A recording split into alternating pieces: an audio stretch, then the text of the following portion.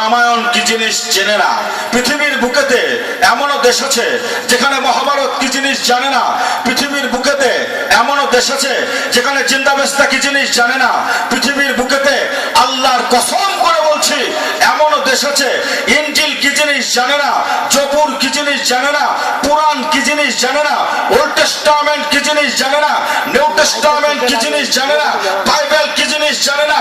আল্লাহর কসম করে বলছি এখান থেকে সুমেরু থেকে কুমেরু পর্যন্ত, কুমেরু থেকে উত্তর থেকে দক্ষিণ পর্যন্ত, এখান থেকে সাত তবক জমিন পর্যন্ত, সাত তবক জমিন থেকে নিয়ে চন্দ্র পর্যন্ত, ওখান থেকে সূর্য পর্যন্ত, সেখান থেকে গ্যালাক্সি মিল্কি ওয়ে পর্যন্ত, ওখান থেকে সিদরাতুল মুনতাহা পর্যন্ত, সেখান থেকে আল্লাহর আরশের আজিম পর্যন্ত, আপনি যেখানেই যাবেন না কেন আল্লাহর কোরআনের মুজিজা বিদ্যমান রয়েছে। জোরে বলবেন না সুবহানাল্লাহ? আর একটু চিৎকার করে বলুন সুবহানাল্লাহ।